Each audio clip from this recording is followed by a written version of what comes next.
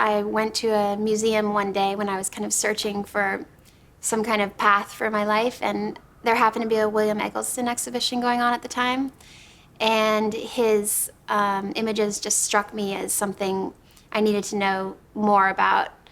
And that same week, I decided that I was going to be a photographer too, and bought a camera and the darkroom equipment that I needed to start processing my own images. I was born and raised in Los Angeles, and the city's been a huge influence, I think, in my work. It has this strange light and a kind of promise of perfection.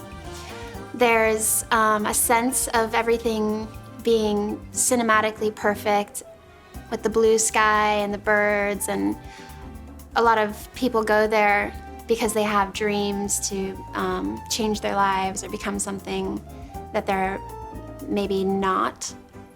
And with that comes a lot of, I think, that kind of underbelly of seediness or unease paired with the juxtaposition of this beauty and perfection mixed with this darker side, I think is really influential. There's many reasons behind the melodramatic effect that you see in the images.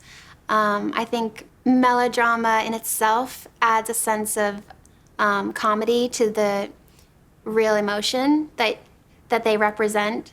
By making it over the top, you can kind of get a sense of play out of something that might be actually a lot harder to confront. The more I worked with melodrama and staging the images and using the tools of Hollywood in cinema to create pictures and scenarios, I realized that it's actually a very clever tool used by Hollywood, because if you look at the noir films and films from like the beginning of movie making, you can see how the beautiful lighting and the beautiful actresses with their hair and makeup done and the handsome actors with their melodramatic scenes that they were acting out, all of that kind of put this glow over something that was actually much darker and violent. And there was a lot of, there was crime and murder and heartbreak in these films, and all of the kind of Hollywood bubble that it would be wrapped up in would make it easier to digest, and I think makes it a little bit more fun.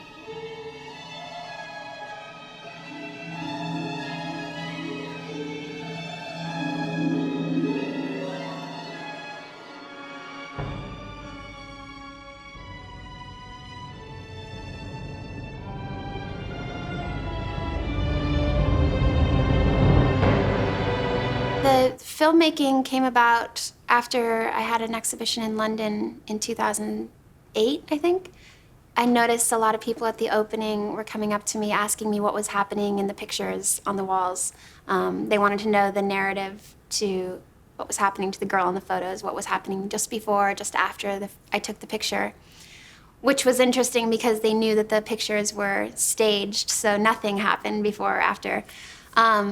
But it gave me the idea that I could make a film to kind of play around with that idea, and that's what Despair ended up being.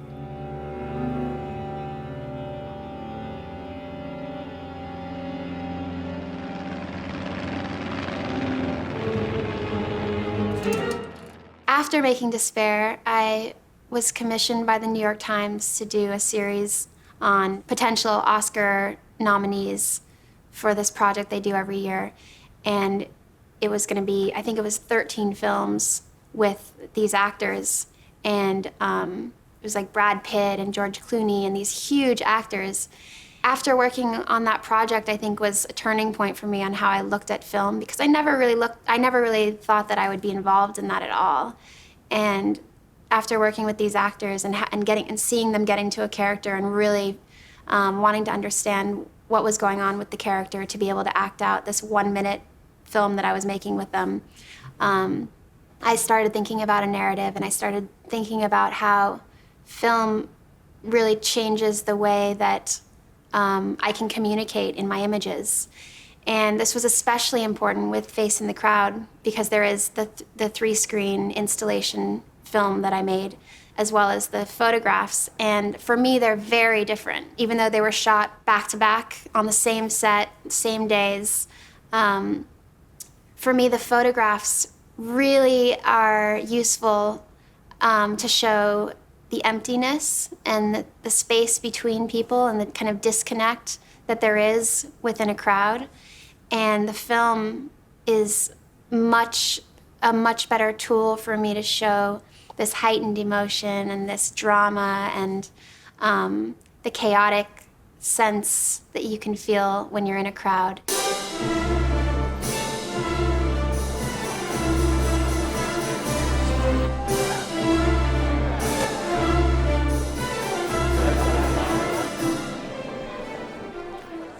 The production on these projects is huge. It's like for Face in the Crowd, we had around 350 extras, and I think there were about 100 or 150 crew members on each day. We had 4 days of filming.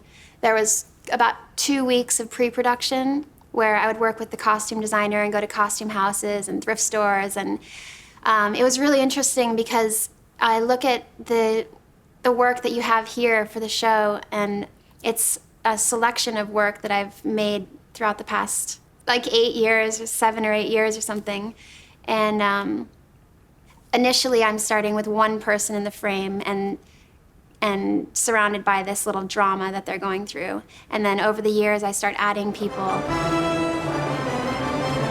With Face in the Crowd, I just kind of threw in as many people as I could to make the crowd as compact as possible. And it was interesting, on the first day of filming, I showed up to set and I basically saw every wig and every costume and every prop that I'd collected over the past 12 years since I started.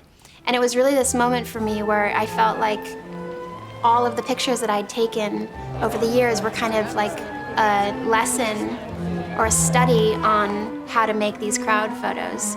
Because if you just crop out one person out of the crowd, you can get the sense of my earlier images, or I get that sense, and everything that I'd been collecting over the years was on set that first day. The sound and the music is really important to the films. I feel like they're only half done before we start that process.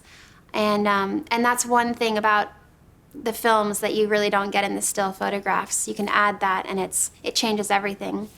I've always worked with the same composer so far. His name is Ali Helmvine, and he's been a friend of mine for maybe 20 years.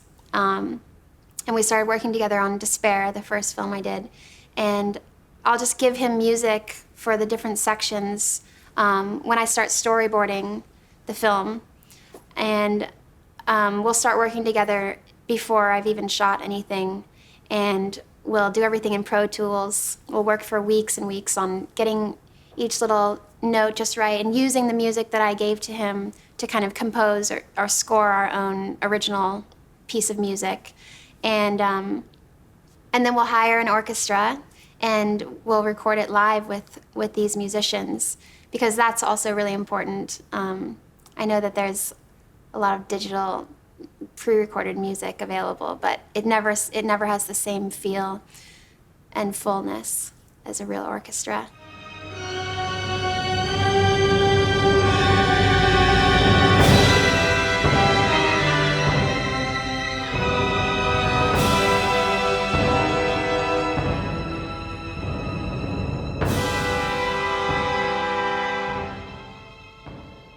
The thing about the real world and the fictional world that I'm creating, it comes into play in a lot of different ways in the pictures by using this melodramatic emotion and the staged costumes and the colors, but there always needs to be a sense of realness in the emotion that's coming through in the images. Like if it doesn't ring true to me somehow, underneath all of the